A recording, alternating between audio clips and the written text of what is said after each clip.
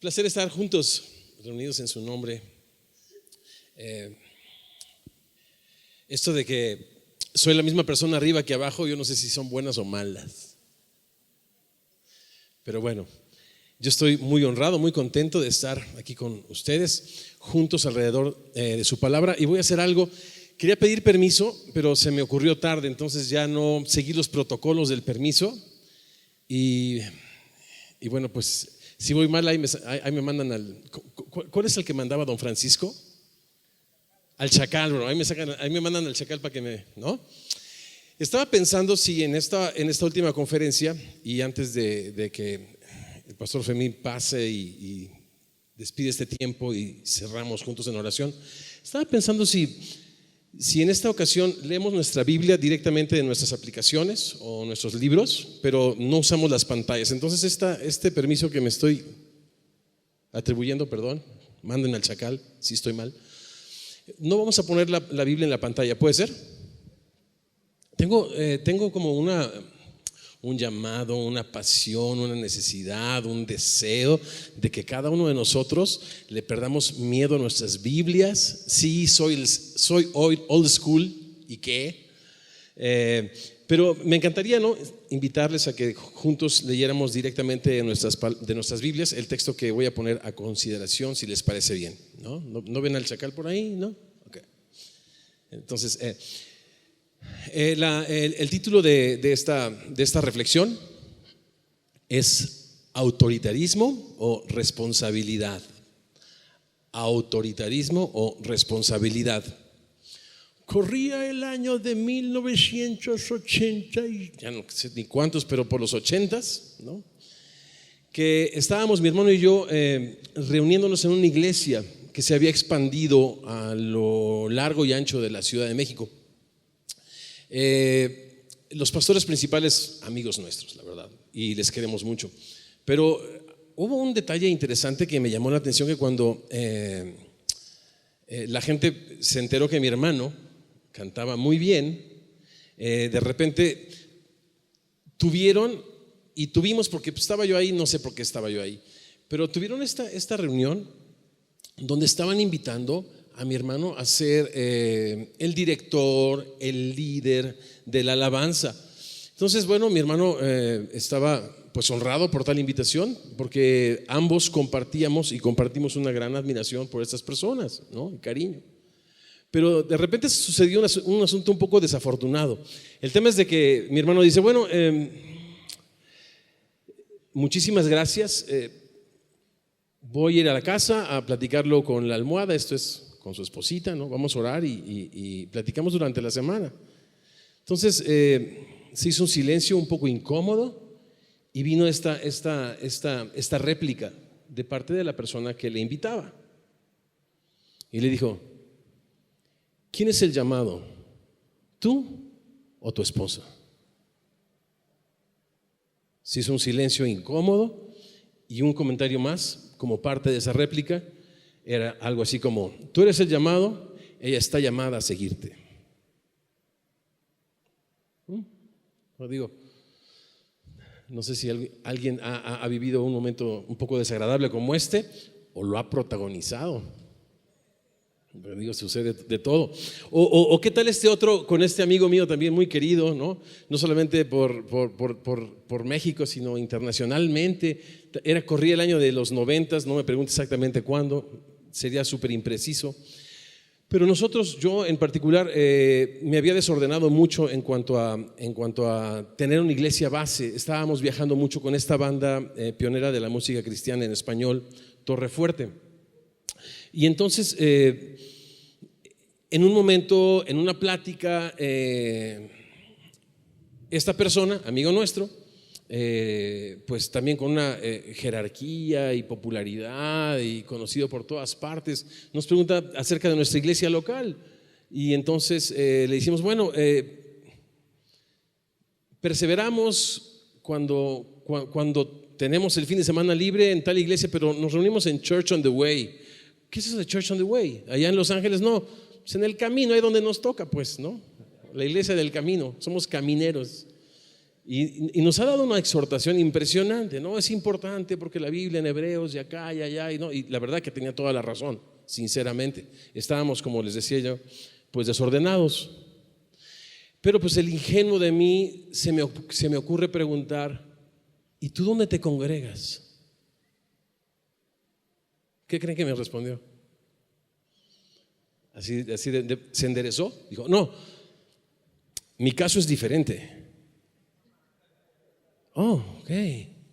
Entonces existe esta onda de medir a la gente de una manera y nosotros medirnos con otra vara. Ese es el punto, ¿no?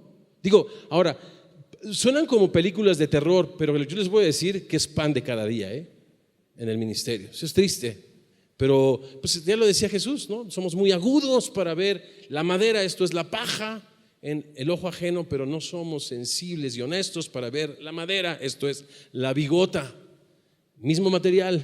En otras palabras, dime de qué presumes y te diré de qué careces, ¿correcto? Y bueno, las historias siguen. Yo tengo muchísimas historias así. Recuerdo que yo en aquellos finales de los 90 estaba ya comenzando Semilla de Mostaza y estábamos buscando hacer un vínculo con una linda iglesia también acá en el sur de la ciudad. Y bueno, pues se me hizo interesante reunir a mi hermano con esta persona al frente de esta iglesia creciente y con influencia y demás. Entonces, muy ocupados todos, establecimos un horario y en ese horario nos sentamos a comer. Entonces empezamos a comer y ¿cómo estás? Y y en un momento esta persona, espérame, y se me queda viendo. Pero así, ni siquiera abajo de la mesa, como dijera mi expatrón, ¿no? O sea, así de frente. Así dice,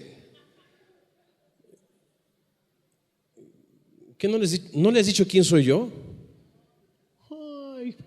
Oye, y luego para las pulgas de mi carnal, bro. Porque para divo y medio, ¿estás de acuerdo? Pues claro.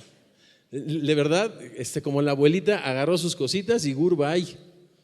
Fin de la historia. Es triste, pero digo, las historias siguen. Recuerdo en aquel también 1990 y no sé qué, visitando San Salvador, una cruzada enorme. Estábamos a la mitad de nuestro concierto evangelístico. Se acerca este personaje que nos había invitado y me dice, quiero que canten fulana de tal canción, y me ve a los ojos y me dice, ustedes van a cantar lo que yo les diga porque yo les traje.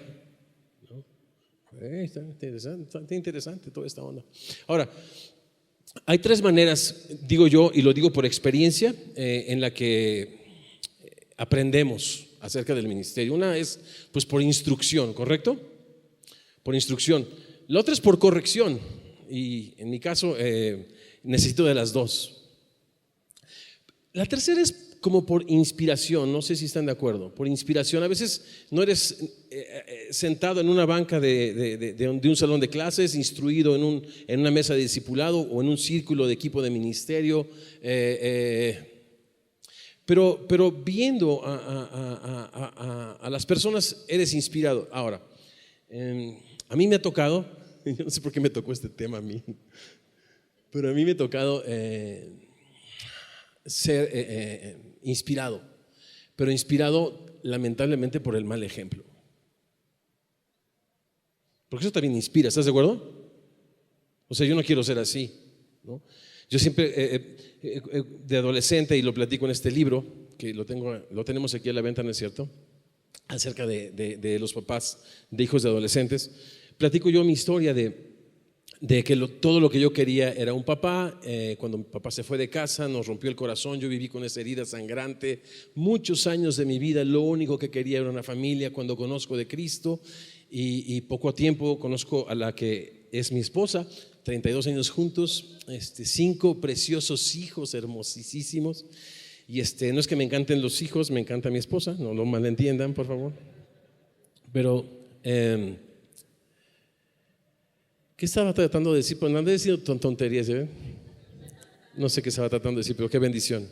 Vamos directo, así, la instrucción. Y entonces, en aquel entonces,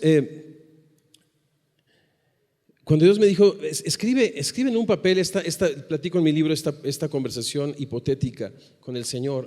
Me gustaría que escribieras en una hoja todas esas cualidades que tú quisiste o quieres en un papá, ¿no? Su devoción por mí, su entrega a su familia, la virilidad y la fuerza en la pureza de su carácter. Todas esas cosas, haz una lista exhaustiva.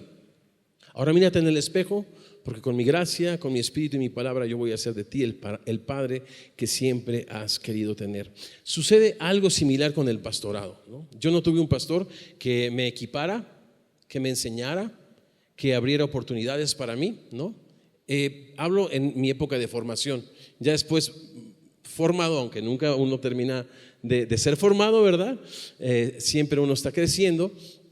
Tuve un pastor precioso por 7 años en la ciudad de Chicago, que definitivamente veía por mí y me daba un ejemplo, y me dio un ejemplo increíble. Pero sí, aprendí por inspiración, y mucho de lo que hoy es el movimiento de Semilla de Mostaza es una reacción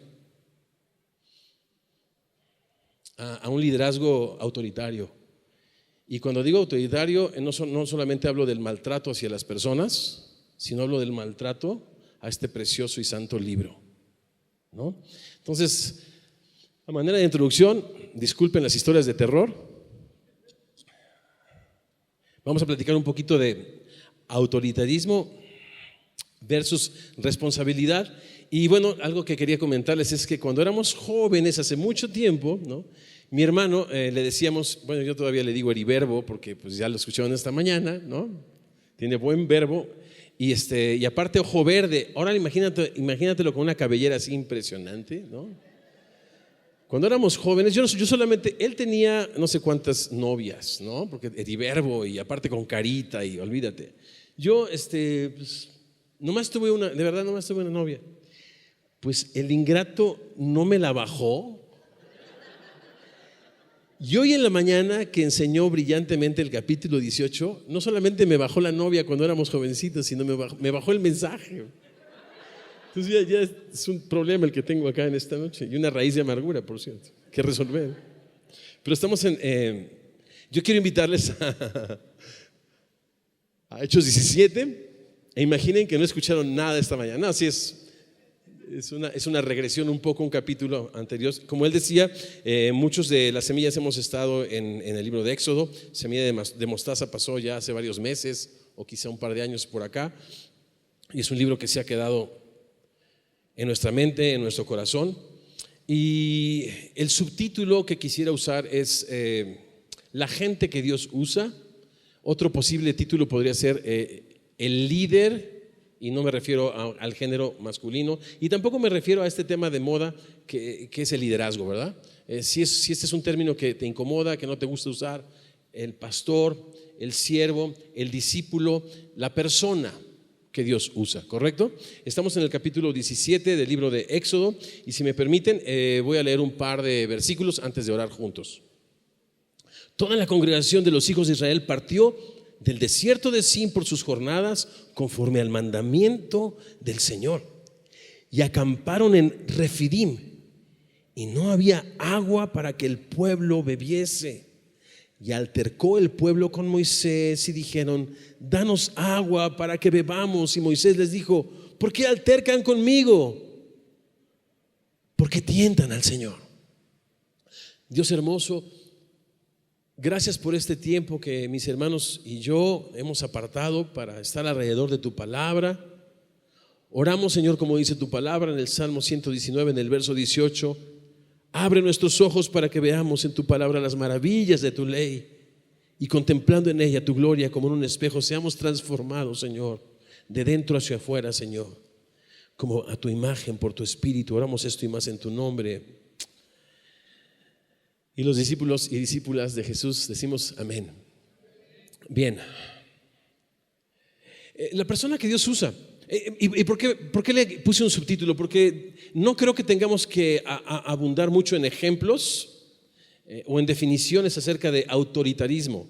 Creo que todos hemos sido víctima o hemos estado en ambos lados de la ecuación, o siendo abusados o abusando, o recibiendo los golpes del autoritarismo o siendo autoritarios, ¿no? Yo también me veo en mi vida muchas veces y con mis hijos y en la iglesia del Señor observando este comportamiento tan destructivo y tan terrible. Entonces, sin hacer tanto énfasis en esta parte negativa, me encantaría hacer más énfasis en la parte positiva, que es la responsabilidad de un discípulo, de un siervo, de una persona que Dios usa. Y la primera, son 5 reflexiones las que tengo. La primera es muy sencilla. La gente que Dios usa navega en contra de la corriente. ¿A qué me refiero? Miren qué interesante. Este pueblo finalmente está libre. Han sido libertados después de 430 años de esclavitud. Han visto la manifestación del poder y de la gracia de Dios aún cuando ellos no podían creer. Dios les ha sacado a un desierto de ese Egipto que les tenía, repito, oprimidos por 430 años. Pero había un Egipto dentro de su corazón que permanecía ahí.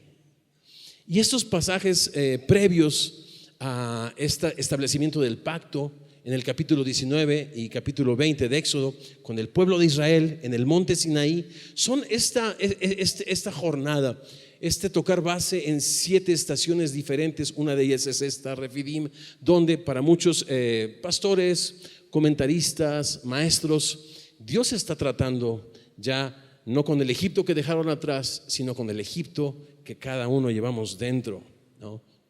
Ahora, en estos primeros 2 versos, algo que me llama la atención es algo que tú ves en Mateo 4, cuando el Espíritu dirige a Jesús al desierto para ser tentado. Qué cosa más extraordinaria.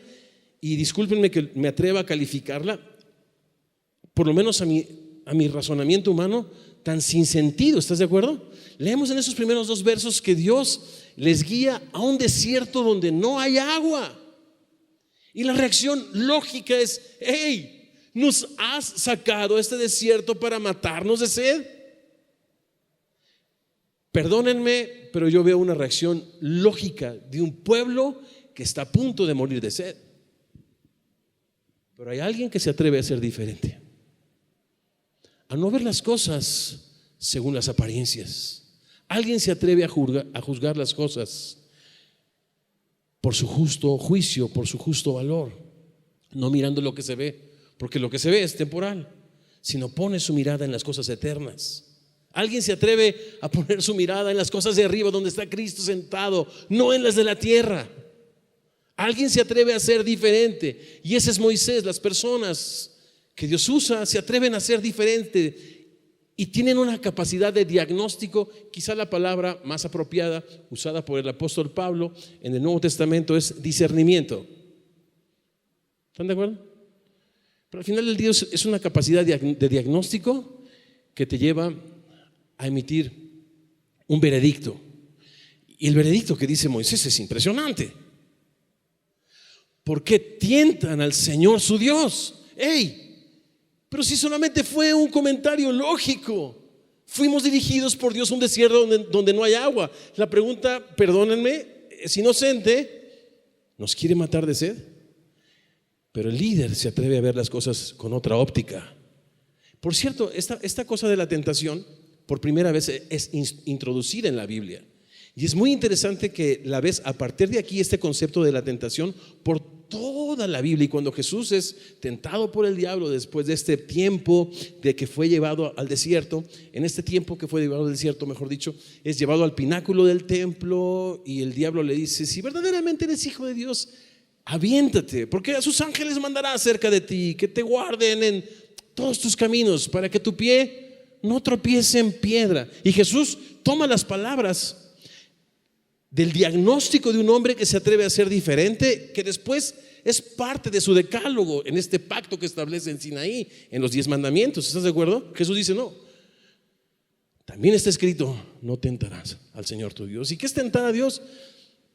Es hacer que la vida de fe, que es una vida puestos los ojos en Jesús, el autor y consumador de nuestra fe, manteniendo nuestra mirada en el invisible, porque todavía un poquito y el que ha de venir vendrá y no tardará. Después la fe, la certeza de lo que se espera, de aquel que esperamos, la convicción de aquel que no vemos, pero con paciencia guardamos. Entonces el tentar a Dios Dios necesita probar que está presente. Dios necesita probar que no me ha abandonado. Dios no necesita absolutamente nada. Dios es dueño de absolutamente todo. Todo es de Él, todo es por Él, todo es para Él. Él se atreve a ser diferente, ¿sabes?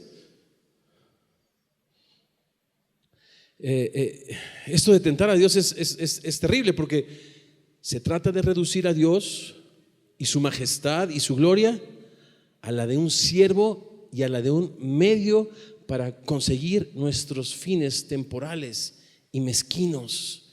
Y tristemente la religión y la doctrina pseudocristiana no bíblica está llena de ese pensamiento, donde declaras, donde decretas. ¿Qué dice la Biblia? No importa, decláralo, decrétalo. Las teologías, bueno, no son teologías, la cosmovisión orientales, pues visualízalo, piénsalo y después lo materializas, ¿no? No, Dios no necesita probar nada. Dios es Dios. Dios es soberano. Él es antes de todas las cosas. Todas, por cierto, en Él subsisten. Por eso se atreve a ver. O sea, no solamente dijo, no, tranquilos, mire, vamos a esperar en Dios. No, no le piden a Dios una prueba de su existencia y de su amor. Menos nosotros aún cuando Dios ha mostrado su amor en que siendo pecadores, Cristo ha muerto por nosotros, ¿no? Ahora, ¿por qué digo esto de que somos, o la gente que Dios usa, somos llamados a ser personas que navegan en contra de la corriente? Porque hoy, digo, ¿cuál es la corriente? En el taller de pastores principales se hablaba de esta, perdónenme, yo así le llamo quizás, la moda que en algún momento hubo un furor acerca de la liberación hace, diría yo, un par de décadas quizás, ¿no? O la prosperidad, ¿no?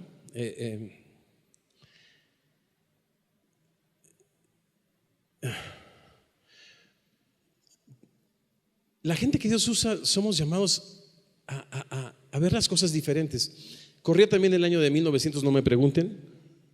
Yo soy una persona del siglo pasado, ¿verdad? Super old school. Y mi hermano y yo, en una gira con Torre Fuerte en Mendoza, Argentina, y después esta gira se extendió a lo largo y ancho de América Latina, vimos una iglesia muy emocional, ¿no? Muy inclinada a esta idea de hacer de Dios un sirviente, ¿no?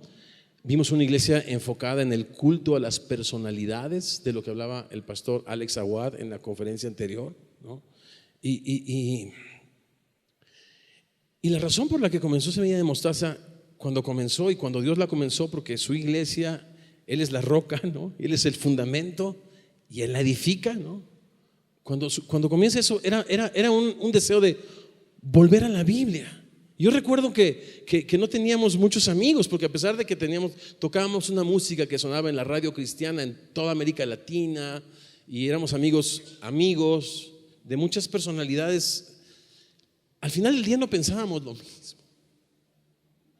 Y era muy incómodo estar en los congresos de alabanza y dándole culto a fulano de tal y a mengano de tal y a ver a aquellos de Torre Fuerte que están hasta atrás sentados. Pásense para acá, ok.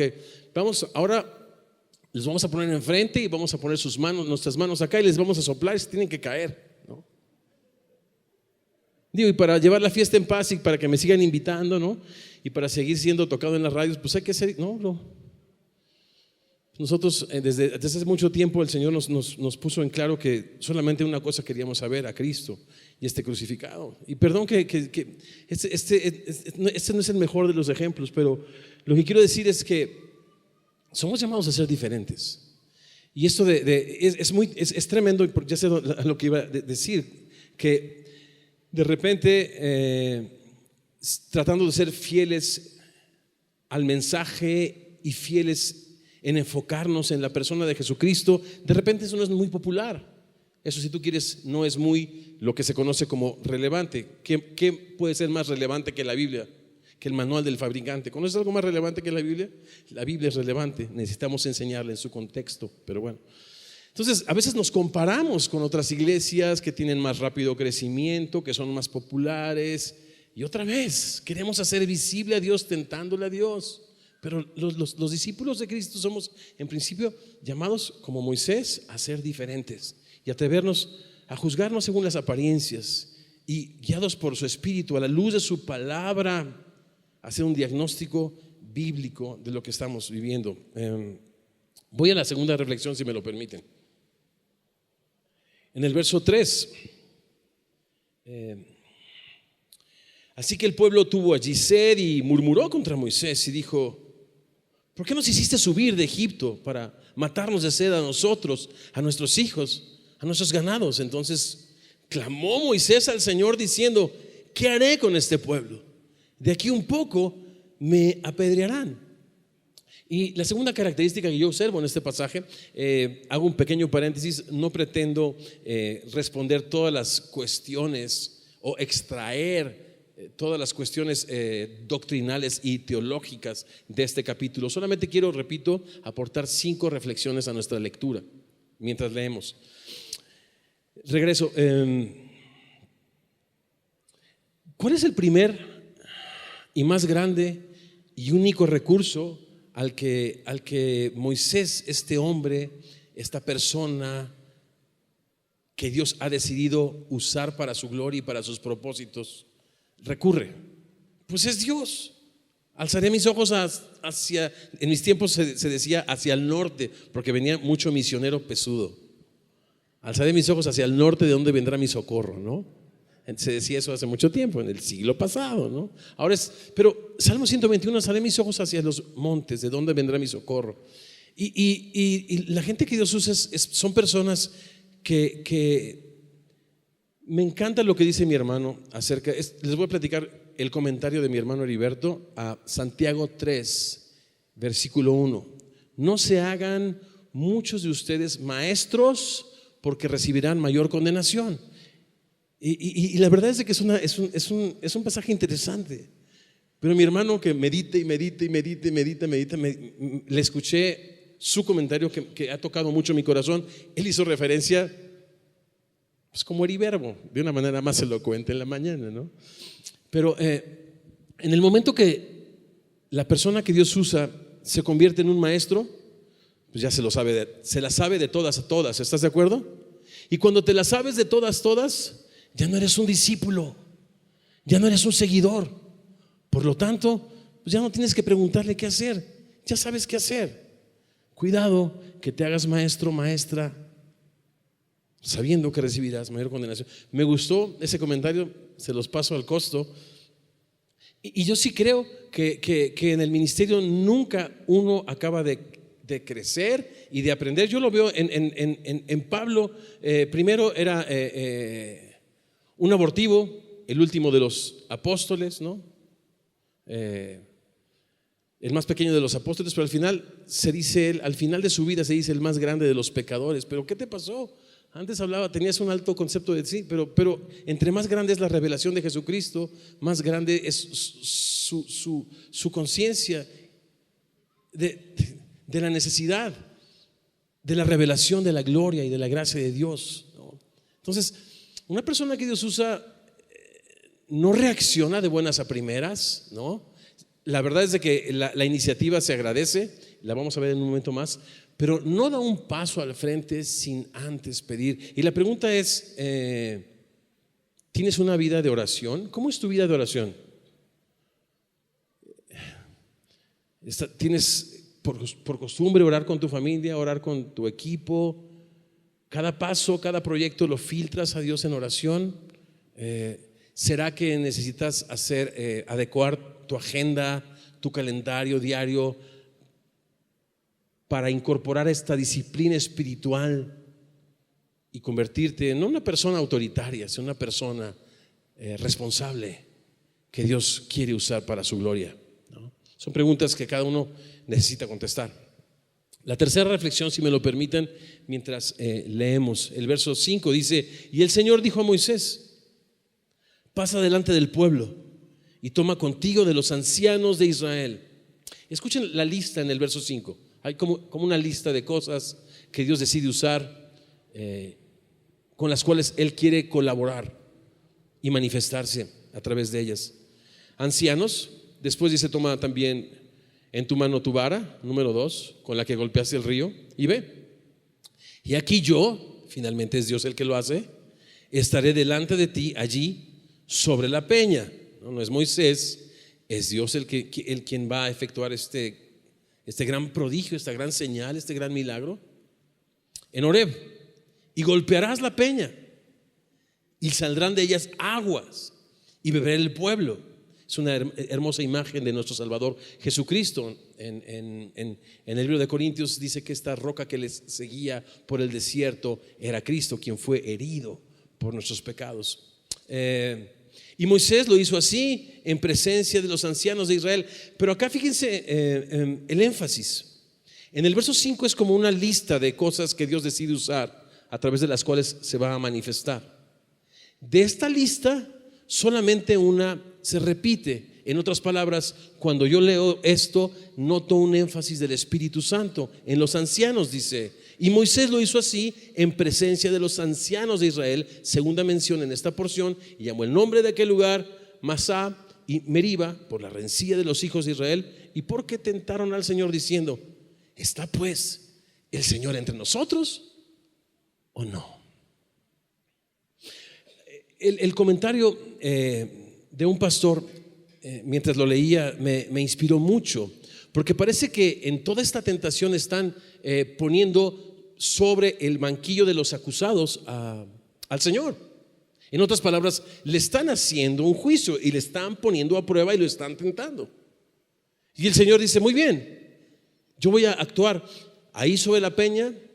Ven, Moisés, trae la vara, llama al pueblo, pero necesito que en boca de 2 o 3 testigos conste toda palabra. Por lo tanto, trae a los ancianos, porque me están tentando y me están haciendo un juicio a mí. ¿Se entiende? Me gusta esta idea. En otras palabras, los ancianos no son llamados por causa del pueblo. Los ancianos son llamados por causa de Dios. Luego, entonces, ¿los ancianos son importantes o no son importantes? Los ancianos en esta escena son ayudantes, son consejeros, son achichincles, o son la autoridad. Recuerdo que en Cuernavaca estaba yo enseñando en Timoteo vehementemente acerca de los pasajes ¿qué dice Timoteo acerca de los ancianos? Y estaba hablando acerca de esto, de este término de ancianos, que es un término intercambiable con obispo, ¿no? Y con pastores. El pastor es el corazón, el oficio. El anciano habla de su madurez espiritual, ¿no? Mientras el obispo habla de que son supervisores, ¿no? Y solamente me quedé en el comentario ¿no? Y recuerdo que una persona me abrió la Biblia y me dice: pero también dice Pablo que los ancianos que gobiernen bien sean tenidos en un doble honor. ¿Qué significa eso, pastor? Y yo: gulp. Héctor, recuerda que no tienes que ser maestro, necesitas seguir siendo discípulo. Y he estado reflexionando mucho en el tema, y lo veo en la Biblia, que los ancianos están llamados a gobernar. O sea, son llamados en este pasaje por causa de Dios, porque Dios los considera la autoridad y necesitan estar ahí para dar fe de este gran prodigio. ¿Se entiende? ¿Leen algo diferente? Obsérvenlo, léanlo. Ahí está el énfasis. Pero la pregunta es la siguiente: ¿quiénes son tus ancianos? Cuando en el 2005 el Señor me lleva en esta aventura de fe a Chicago a plantar esta hermosa iglesia que no se llama Semilla, se llama Casa de Luz, pero participamos de la misma pasión por la enseñanza sistemática de la palabra de Dios y el hacer discípulos, que por cierto no nacen, el cristiano se hace, el discípulo se hace, y lo hacemos nosotros, ¿no? Pero bueno, estando en Chicago, yo recuerdo que estos pasajes de los ancianos, y recuerden que yo no crecí con esta instrucción, ¿no? Era una asignatura pendiente de mi pastorado en México, ¿no? Y porque yo decía, bueno, general, si un grupo de ancianos son las personas a las que yo voy a rendir cuentas, pues necesitan ser más guapos que yo. Yo soy hermosillo, bro. No soy hermoso, pero soy hermosillo, bro. O sea, es más guapo, ¿estás de acuerdo? No los puedo ver para abajo, bro. O sea, de un 85 para arriba, ¿no? Pues más inteligentes, ¿no? Más espirituales, con más medallas, un alto concepto de mí, más allá del que debo tener, sin considerar que en un cuerpo, que un solo miembro, el pastor, no es todo el cuerpo. La gente que Dios usa no actúa solo. Esa es la tercera reflexión. Nunca actúa solo, siempre se apoya con un equipo, en este caso de ancianos. Entonces, vi una iglesia linda en Chicago funcionando con ancianos, y cuando vamos a California a reincorporarnos al compañerismo de Semilla, desde allá, sabía que tenía esta asignatura pendiente. Y curiosamente estaba yo pasando por Hechos 21. Y en Hechos 21, Pablo, a quien muchos de nosotros le llamamos, y bien llamado, Batman, ¿no? Digo, qué apóstol, qué creyente, qué persona tan enfocada, tan esforzada. Cómo Dios le usó tanto para llevar el evangelio y llenar todo el mundo conocido del conocimiento de Cristo. Increíble, ¿no? Ya después de sus viajes misioneros por todas partes, el Espíritu Santo le dice que él tiene que ir a Jerusalén y que ha de padecer mucho. Él no entiende lo que ha de pasar. Algunos profetas, en este caso Agabo, las hijas de Felipe, profetizas, le dicen no vayas, le piden su cinturón, lo amarran. El profeta Agabo se amarra de pies y manos y le dice: el que es dueño de este cinturón o de este cinto va a padecer así, será atado en Jerusalén, no vayas. Y él dijo: estoy dispuesto no solamente a ser atado, sino a dar mi vida por Jesús.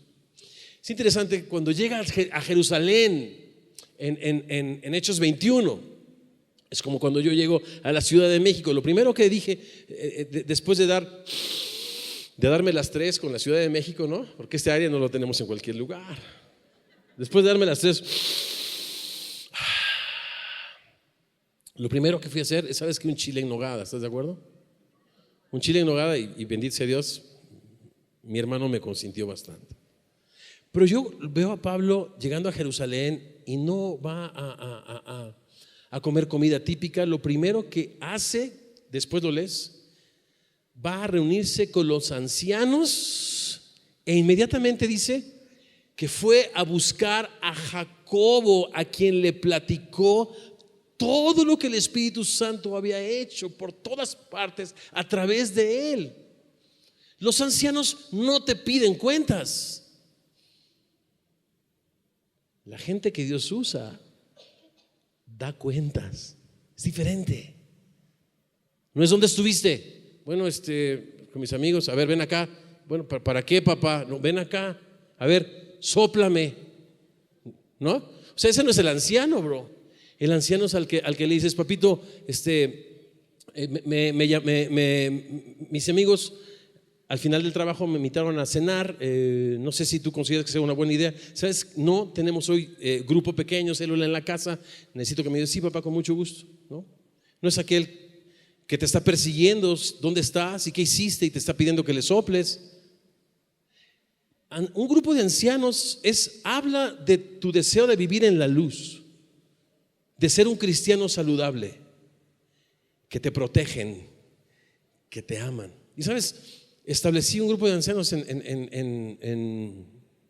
California. Solamente uno es más alto que yo, mide 1.90.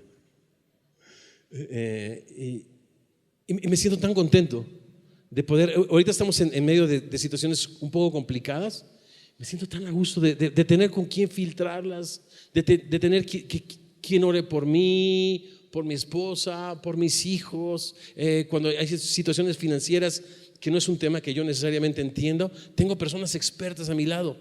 No son mis achichintles, no son mis consejeros. También, bueno, este tema de los ancianos es un tema muy interesante. Lo quiero solamente dejar ahí y hacerte la pregunta: quiénes son tus ancianos. Y no estoy hablando del gobierno de la iglesia, estoy hablando de personas a las que tú les llamas y les das el derecho de hablar a tu vida, de darte perspectiva, a quienes voluntariamente buscas para rendirles cuentas. Pero en nuestra cultura eso no es común, porque pues como dice el corrido, pues yo sigo siendo el rey. No es común. ¿Estás de acuerdo? Pero es un principio que corre de pasta a pasta en la Biblia. Y la gente que Dios usa, no somos personas que actuamos solos, que tomamos decisiones unilaterales, aunque sean bien intencionadas. Un solo miembro no es todo el cuerpo. Es una necedad querer vivir una vida saludable que agrade a Dios, que honre a Dios, que sirva a su pueblo como llaneros solitarios. Eso no existe en la Biblia. Y repito, este texto es súper elocuente. Llámame a los ancianos porque ellos son importantes y van a dar fe porque son la autoridad. ¡Wow! Increíble. 2 reflexiones más, si me lo permiten, antes de concluir. Voy con la cuarta. En el verso 8 dice que entonces vino Amalek y peleó contra Israel en Refidim. Repito, no voy a extraer cada detalle de este capítulo, ni hablar de estos tipos que existen acá y demás, pero sí es la primera mención de este enemigo acérrimo que les sale, dice en el capítulo 25 de Deuteronomio, que les salió por la retaguardia en el momento que Israel estaba mucho más vulnerable. Por tanto, le dice a su pueblo: no cesarás de tener guerra con Amalek hasta exterminarles. Y dice que Amalek en ese momento de vulnerabilidad peleó contra Israel en Refidim. Y dijo Moisés a Josué: escógenos varones y sal a pelear contra Amalek. Mañana yo estaré sobre la cumbre del collado y la vara de Dios en mi mano. Hizo Josué como le dijo Moisés, peleando contra Amalek. Y Moisés y Aarón y Hur subieron a la cumbre del collado. A esta cuarta reflexión la llamé, es más grande que eso, pero la llamé que la gente que Dios usa no es de alto mantenimiento. ¿Y a qué me refiero con eso? Ya no fue con la queja a Dios, con la pregunta a Dios. En el capítulo 13 se nos dice que Israel salieron armados. Y esta es la primera vez que van a echar mano de ese armamento con el que salieron de Egipto, ¿no? En otras palabras, estaban ya equipados. No es una persona de alto mantenimiento. Y cuando me pongo a pensar en eso, me acuerdo de este sueño que tuvo Pablo estando en Asia Menor, de este varón macedonio, ¿se acuerdan? Europeo, que le decía: ven y ayúdanos. Y después de tener este sueño, Pablo lo comparte con su equipo de ministerio y escribe Lucas y dice: cuando entendimos que era Dios el que nos llamaba, inmediatamente procuramos, sin alto mantenimiento, sin decir, bueno, vamos a llamar a Jerusalén para que Jacobo nos mande pues, los boletos del pasaje, porque vamos a cruzar el mar Egeo, ¿no? Y no había aviones entonces. Y me imagino que estaba bien feo el mar, ¿no? Digo, ellos no esperaron a que nadie solucionara sus problemas. Ellos, con la iniciativa y con la motivación correcta, sin ser personas de alto mantenimiento, decidieron hacer y responder a ese llamado que Dios le dio a Pablo a través de ese sueño. Lo mismo acá. Amalek, sin ser una persona de alto mantenimiento, rápidamente esgrime una estrategia y algo que me llama mucho la atención: arma un equipo y llama a Cristiano Ronaldo, a Neymar, a Messi, bueno, ya sé, a Memo Ochoa. Llama a Josué, aquel que va a ser su sucesor, con unas cualidades de liderazgo impresionantes. Digo, aquí es la primera mención de Josué, pero algo que me llama la atención es su capacidad de armar equipos. Y más aún, la comprobación del liderazgo de Moisés. Les platico una historia y tiene también que ver con Cuernavaca. Resulta que después de 2 años o año y medio que nos habíamos ido mi familia y yo a Chicago, regresamos por un evento en el Alzheimer no me deja, no muy lejos de acá, en el World Trade Center. Pero yo siempre con esta nostalgia de pasar por Cuernavaca y pues unas gorditas de chales, ¿no? o la pastoral con frijoles y chales o algo así, ¿no? Entonces, pero recuerdo que me acompañó una persona. Esta persona era un headhunter, un cazacabezas. ¿A qué se refiere eso, ese término? Es una persona que cuando una empresa está buscando a un ejecutivo de alto calibre, hace una investigación exhaustiva y encuentra algunos candidatos para llenar esa posición. Esta persona, headhunter, que había sido parte del equipo para invitarme a mí a ser parte del equipo allá en Willow Creek, me acompañó. Y me acuerdo que era un poquito interesante su plática, ¿no? Era medio bullying no celestial, porque yo soy conocido por el bullying celestial, pero no, él no era celestial. Y recuerdo que él, junto con otras partes de su equipo, este equipo que se formó antes de que yo llegara, tenían cada uno su propia agenda, y parece que la agenda de esta persona era ser contratado, por cierto, por muy buen dinero, por esta organización para ser mi pastor asistente, pero una figura que tenían en su mente de hacer o ser la persona que tomaba todas las decisiones mientras yo hacía el trabajo del ministerio, porque no era tan importante. O sea, unas ideas muy extrañas en su cabeza, ¿no? Y para eso me bulleaba y estaba atentando contra mi autoestima.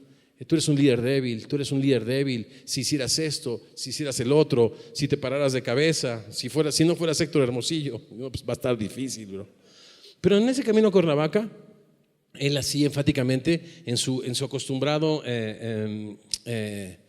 bullying, ¿no? Tratando de bajar mi autoestima para entonces yo ceder a su manipulación, me dijo: tú eres un líder débil y yo jamás seguiría a un líder débil. Y dije: oh, de verdad. Bueno, se metió en lo artístico, bro, ¿no? Se metió en lo artístico, o sea, ¿cómo crees? No, no es cierto. Le digo: bueno, pues mira, a mí por lo menos me sigue mi esposa, porque están conmigo en Chicago, y mis 5 hijos. Pero tu mamá no cree en ti, tu papá menos, tus hermanos, nadie va a la iglesia, y te acuestas con tu novia, por lo tanto ni ella cree en ti, bro. ¿Qué onda? ¿Quién es el líder débil?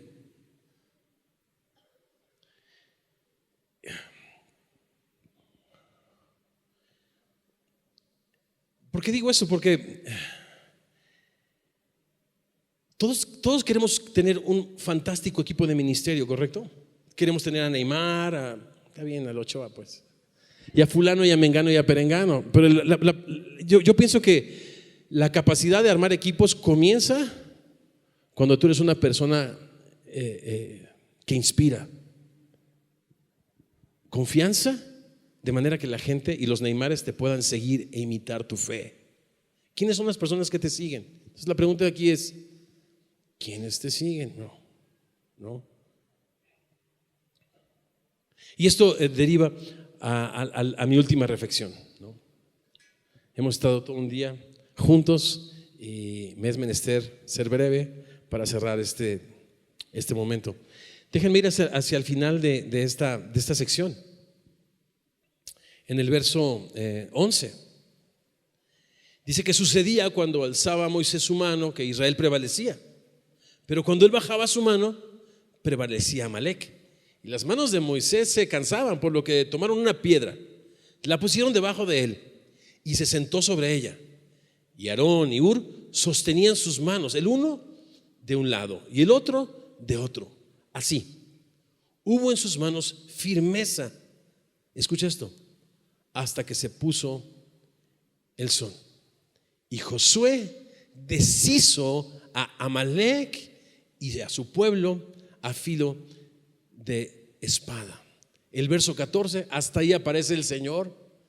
Al parecer no metió las manos, salvo que tú opines lo contrario. Dice: y el Señor dijo a Moisés: wow, escribe esto para memoria en un libro, y di a Josué que raeré del todo la memoria de Amalek de debajo del cielo. Y ahí edificó un altar y llamó su nombre: el Señor es mi bandera, Jehová Nisi. Y dijo: por cuanto la mano de Amalek se levantó contra el trono del Señor, el Señor tendrá guerra con Amalek de generación en generación. Esta cuestión de las manos levantadas pues ha sin duda despertado la curiosidad de muchos, las opiniones de otros tantos, y la gente erudita, esto es, pues que sí le haya estas cosas, ¿no? Tanto a la teología como a la arqueología y al conocer otras culturas, ha llegado a por lo menos 3 conclusiones diferentes, de las cuales yo tengo una manera de pensar que se las digo en un minuto. La primera es, bueno, Pablo dice que los hombres somos llamados a orar levantando manos santas sin ira ni contienda, y las manos alzadas se asocian sin duda con la rendición a Dios y con nuestra oración a Dios, ¿correcto? Entonces, mucha gente dice, bueno, pues es la oración, y cuando Moisés estaba orando a Dios, bueno, Dios hacía que prevaleciese Israel contra Amalek, pero tan pronto dejaba de orar, pues ¿cómo le hace Dios, bro? Pues parece ser que Dios, porque así lo presentamos muchos cristianos, está limitado, está maniatado por nuestras oraciones, ¿no? Cuando Él dice que Él fue manifestado a un pueblo que nunca preguntó por Él. Cuando en Hechos 4, estando orando, estaba Pedro en la cárcel porque había Herodes matado a Jacobo. Esto había agradado al pueblo, entonces se dispuso a hacer lo mismo con Pedro. Lo pone en la cárcel, la iglesia ora sin cesar por él. Pero cuando el ángel se presenta en la cárcel y le libera, y va donde están los hermanos reunidos, toca, y Rode le abre la puerta y se la cierra en la carota. ¿Quién era Rode? No sé. ¿Cómo que no sabes? Pues parece que es Pedro. No, hombre, debe ser su fantasma. ¿Cómo crees que Pedro? Como la viejita, ¿no? Señor, si quieres que el domingo vaya a la iglesia. Eso lo platicaba un pastor cuando yo recién me convertí. Tienes que quitar esta loma de frente de mi casa, porque rodearla es mucho para mí, ¿no? El sol está muy fuerte a esa hora, y subirle y bajarle es terrible. Si tú quieres que yo vaya, quita la loma. Y yo sé que no hay nada imposible para ti, Señor. Se va a acostar el sábado y regresa. Y cuando regresa, ve la tremenda loma delante de su casa y dice: ya sabía que no iba a haber loma, ¿no? O sea, oró esta mujer, pero no oró de acuerdo a la voluntad de Dios. Y este pueblo estaba orando, esta iglesia estaba orando por Pedro, sin creer que Dios le liberaría. Porque cuando Rosa le dice que está Pedro en la puerta, no lo creen. Luego entonces Dios obra. El que es poderoso para hacer todas las cosas más allá de lo que crees, de lo que entiendes, de lo que pides. ¿Cómo Dios va a estar supeditada a nuestra oración? ¿Es para que se mueva la mano de Dios en nuestra oración? ¿O es más bien para reconocer su soberanía y rendirnos a su majestad y a sus planes? Y aunque la higuera no florezca, ni en las vides haya el producto de su mantenimiento, con todo lo que Dios quiera. Y la oración es más esta invitación a rendirnos y reconocer la voluntad de Dios en nuestra vida, ¿no? Entonces, por eso yo no creo necesariamente que sea la oración la que hizo que prevaleciera Amalek. Pero ustedes, pastores, son los expertos. Yo soy músico por no estudiar. O sea que olvídese, yo no tomo en cuenta lo que yo digo.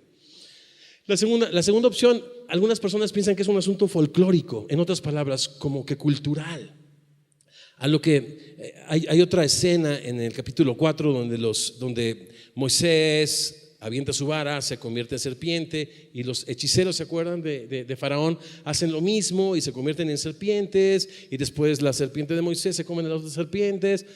Parece ser que también era algo cultural, algo propio de aquella época, algo un poco más folclórico, y hay personas que piensan que pudiera ser un asunto folclórico, ¿no? De los que de repente no tiene mucha explicación en la Biblia. Pero lo que me llama la atención es de que él estuvo ahí en un collado. Esta sección habla de sí, una persona de bajo mantenimiento que toma iniciativas, que ya tiene claro tanto la motivación como lo que va a hacer para la gloria de Dios, defender, ¿no? Y hace toda una estrategia, y como parte de esa estrategia es que se sube a un collado. ¿Para qué te subes a un collado? La oración dice: bueno, si vas a orar a tu padre, pues enciérrate en tu cuarto. Y allí en lo secreto Dios te va a recompensar en público. Entonces, si es la oración, no tenía que haberse subido un collado. ¿Estás de acuerdo? Bueno, no te pido que estés de acuerdo porque ahí estoy siendo autoritario.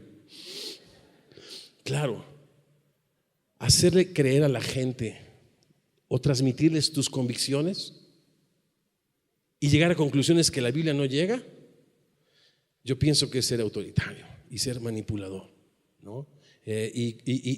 Conozco, he caído yo en el error de, por mostrar mi erudición, hacer mucho más grande la brecha de la ignorancia de las personas entre la santa palabra de Dios y la gente.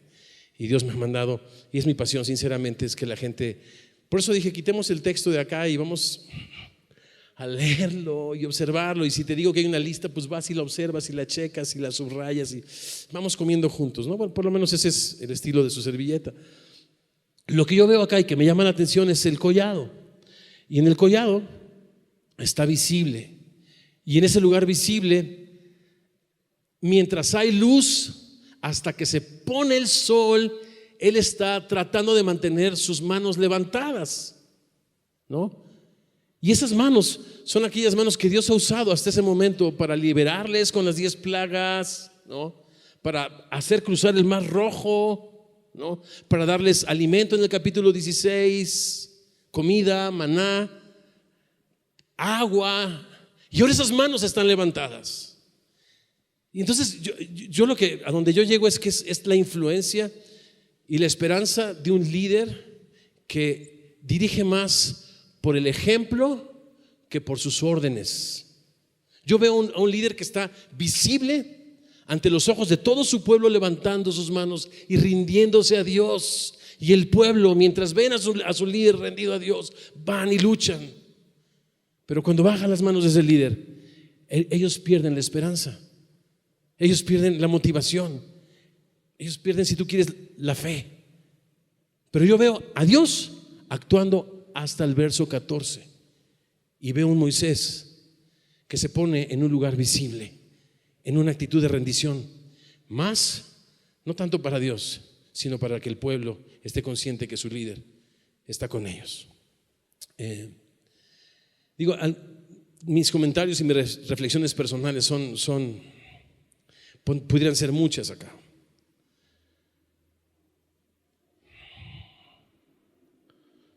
¿Cuándo fue la última vez que un hijo tuyo te dijo, o una hija tuya te dijo, papá, quiero ser como tú?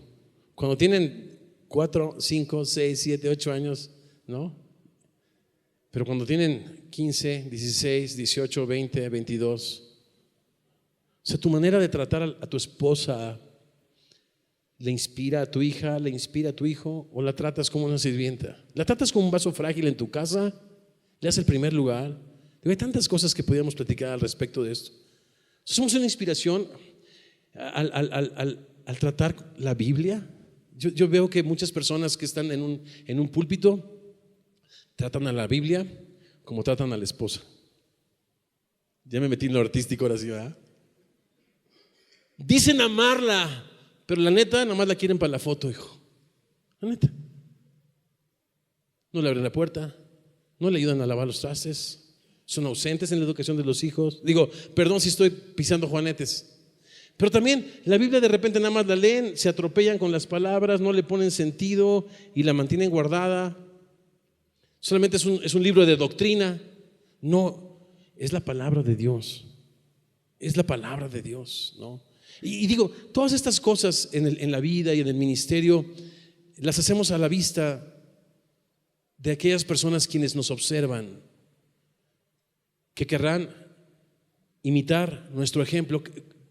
Ese fue lo que Jesús usó, dice en el capítulo 13 de Juan, ¿se acuerdan? Lo que yo he hecho ustedes, ¿se acuerdan? Eso hagan ustedes con otros, ¿no? Pablo les dice, sean imitadores de mí como yo de Cristo. El apóstol Pedro nos dice a los pastores, sean ejemplo de la grey de Dios. El ejemplo puede más que 1000 palabras. La gente te sigue porque tiene que seguirte o porque quiere seguirte. Tu equipo está contigo porque tiene que estar contigo, porque tiene otras motivaciones más allá que el amar a Dios y el amarte a ti. Es increíble cómo en este capítulo la actividad divina es el resultado, por supuesto, la soberanía, el poder, la gracia, el amor de Dios y la actividad de un líder rendido a Dios dirigiendo un pueblo. Esa es la actividad divina y el resultado es todas las cosas sensacionales que hemos visto acá. ¿Quién es la persona que Dios usa? Bueno, pues ya lo vimos acá. Personas que se atreven a ser diferentes, que tienen una capacidad de diagnóstico, no de acuerdo a las apariencias, que nunca actúan antes de preguntarle a Dios, ¿qué quieres hacer, Señor? Que nunca actúan solos, que son personas que rinden cuentas, no porque tienen, sino porque quieren hacerlo. Personas no de altísimo mantenimiento, que también saben armar equipos y al final que dirigen no con el poder de las palabras solamente, sino más importante con el poder del ejemplo.